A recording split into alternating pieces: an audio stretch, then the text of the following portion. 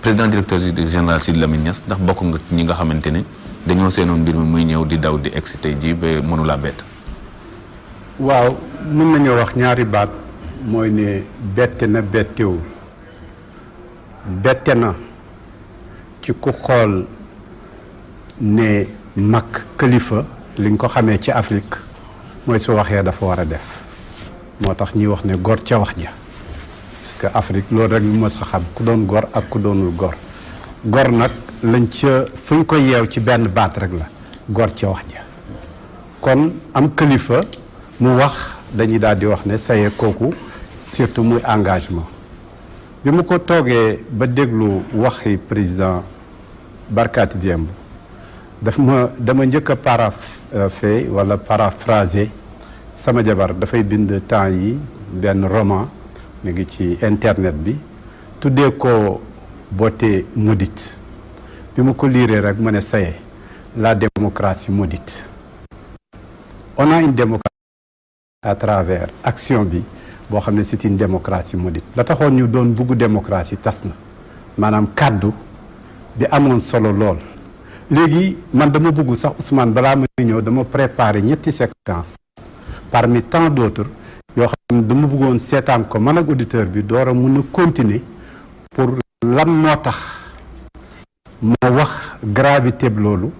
ne maudictions la li ñu dal Sénégal dal Afrique mbasum yàlla alquran tam wax na ko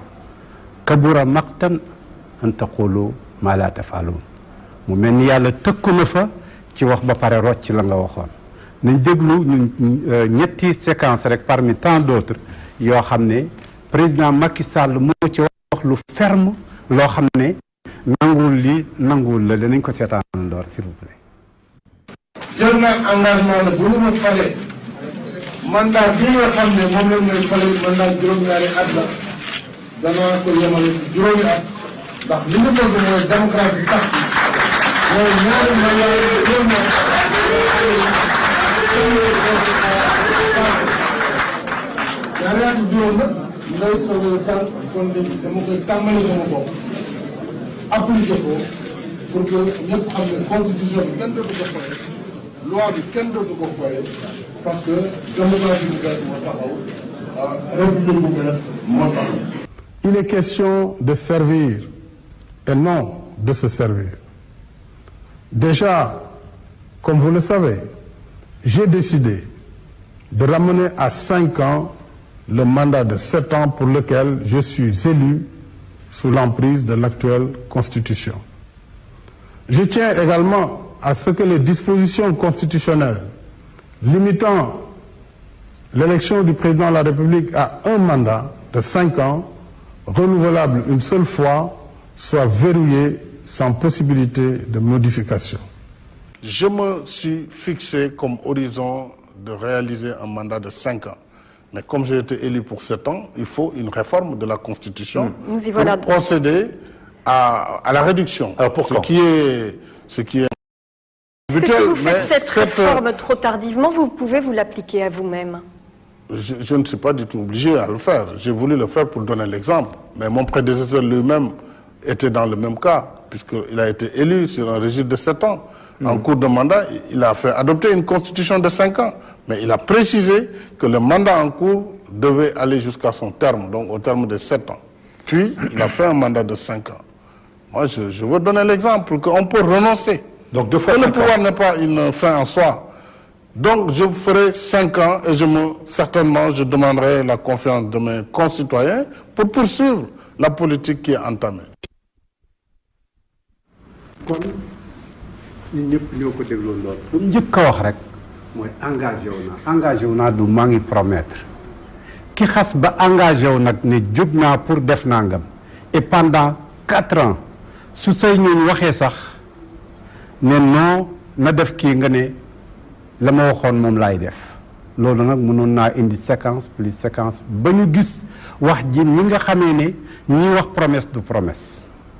muy benn Afrique liñ xamoon mooy wax def alquran lim insisté mooy rëy na lool ci yàlla ba nekk njombe nga wax ba pare dellu gannaaw ca la nga waxoon ci kanam loolu nag un exemple un président sénégalais africain moo tax bi ma xëyee le lendemain bi ma duggee ci Le Monde bi ma gisee Jeune Afrique bi ma gisee mboolem site yi nga xam ne ci àddina yëpp ñu ngi wax ñoom ñëpp dañoo daal di reetaanaat Afrique wane ne mi ngoog nag africains yi delluwaat nañ ci seen i mënin mu nekk xaste woo xam ne dafay des ci Afrique puisque bu fekkoon n'importe quel africain moom moo diggee ba pare dellu si ci gannaaw mooy un président de la République te du diggee comme ni ma ko waxee engagement la ba pare nag li gën a garaaw encore yow jël nga fukki point ak juróom waaye fukki point ak juróom mooy ne référendum dafa munta am ci benn point waaye li ko taxoon a jóg benn point la mooy réduction sa mandat amuloon beneen ak beneen lu ko tax a jóg mais en droit dañuy wax lenn rek waru koo tax a jóg benn sujet rek waru koo tax a jóg pour loolu kon pour nga habiller ko indi nga 15 autres points bi nga ko jëlee lan nga ci teg lim ci teg mooy loi bi may na ma wala wax na ma article 51 ne naa jël avis président assemblée naa jël avis du naa jël seen décision naa jël avis président assemblée naa jël avis cour constitutionnel jël seen avis nag waaye naa jël man seen avis waaye bu ma yegsee ba ci avis peuple bi dinañ am luñ ca dagg du ca yegg kon peuple bi moo gën a tuuti justice bi ñu nga nommé justice bi nga xam ne yaa leen nommé duñ bu jógee ci asamaan duñ bu jógee feneen duñ boo xam ne dañoo am seen indépendance ci sa ministère de la justice ci lañ dépendre say ndongo lañ su la neexee yóbbu leen ci sa ron lañ nekk ñooñu nekk ci kon ñun ñëpp ñoo ko dégloo lool lu njëkk a wax rek mooy engagé wu naa du maa ngi promettre ki xas ba engagé wu nag ne jóg naa pour def nangam et pendant 4 ans su say ñun waxee sax ne non na def kii nga ne la ma waxoon moom laay def loolu nag mënoon naa indi séquence plus séquence ba ñu gis wax ji ni nga xamee ne ñiy wax promesse du promesse muy benn Afrique liñ xamoon mooy wax def alquran lim insisté mooy rëy na lool ci yàlla ba nekk njombe nga wax ba pare dellu gannaaw ca la nga waxoon ci kanam loolu nag un exemple un président sénégalais africain moo tax bi ma xëyee le lendemain bi ma duggee ci Le Monde bi ma gisee Jeune Afrique bi ma gisee mboolem site yi nga xam ne ci àddina yëpp ñu ngi wax ñoom ñëpp dañoo daal di reetaanaat Afrique wane ne mi ngoog nag africains yi delluwaat nañ ci seen i mënin mu nekk xaste woo xam ne dafay des ci Afrique puisque bu fekkoon n'importe quel africain moom moo diggee ba pare dellu si ci gannaaw mooy un président de la République te du diggee comme ni ma ko waxee engagement la ba pare nag li gën a garaaw encore yow jël nga fukki point ak juróom waaye fukki point ak juróom mooy ne référendum dafa munta am ci benn point waaye li ko taxoon a jóg benn point la mooy réduction sa mandat amuloon beneen ak beneen lu ko tax a jóg en droit dañuy wax ne référendum lenn rek waru koo tax a jóg benn sujet rek waru koo tax a jóg pour loolu kon pour nga habiller ko indi nga 15 autres points bi nga ko jëlee lan nga ci teg lim ci teg mooy loi bi may na ma wala wax na ma article 51 ne naa jël avis président assemblée naa jël avis du naa jël seen décision naa jël avis président assemblée naa jël avis cour constitutionnel jël seen avis nag waaye naa jël man tam bu ma ci paree danaa jël avis peuple bi nga ne ñële danaa jël seen avis waaye bu ma yegsee ba ci avis peuple bi dinañ am luñ ca dagg du ca yegg kon peuple bi moo gën a tuuti justice bi ñi nga nommé justice bi nga xam ne yaa leen nommé duñ bu jógee ci asamaan duñ bu jógee feneen duñ boo xam ne dañoo am seen indépendance ci sa ministère de la justice ci lañ dépendre say ndongo lañ su la neexee yóbbu leen Kédougou su la neexee yóbbu leen feneen ci sa ron lañ nekk ñooñu nekk ci sa ron ñooñu sañ nga leen a jox ba pare ñu jox la simple avis avis boobu am supériorité ba nga ne c'est une décision boobu laay kii c'est grave situation bi entre intellectuels quelquefois dañuy fàttali ne intellectualisme c'est un comportement d'abord et dans ce comportement il y a d'abord l'honnêteté intellectuelle so honnêteté intellectuelle jeexee intellectualisme nekku fa la nga nekk mooy mun ngaa lire mun ngaa wax mun ngaa leneen waaye alquran daf koo xas ne que masilil ximmeeri yaxmilu asfaaran mu ne ñooñu nga xam ne seen lépp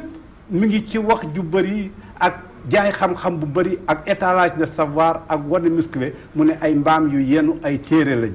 alquran a koy wax kon buñ demee ba nga xam ne ñun dañoo bugg di fàtte ne yow lii nga waxoon engagement bi lii comme ni mu ko waxee ni mu waxee moom président ne nguur dool une fin en soi tey wane na ne nguur pour moom c'est une fin en soi wane na ne c'est une nguur c'est une fin en soi te mi ngi ciy jëfandiku te nar na ko yàqal lu bëree bëri puisque lii su ci jàlloon waxuma ne dana gagné wala du moo ko sañ a wax waaye nag doon na ko jural estime bu mag tey nag estime bu mu ko juraloon rek jural na ko ŋàññ bu ni yem wala bu ni ëpp nit dana ruus ëllëg ne bokk nga ak moom nit dana ruus ëllëg ne mos nga koo xam wala mos ngaa xaritoo ak moom puisque kàddu dafa rëy te nit yépp kàddu la te bu kàddoom xasee ba daanu mu mun a wax rocceeku ci ak lu mu mun di laye ak lu mu mun di teg bu boobaa daaneel na boppam daaneel na réewam daaneel na continent moo tax Afrique sëngéem na tey Sénégal sëngéem na tey man loolu laa jàpp. président Sidy Lamine nañ ci dellusiwaat léegi.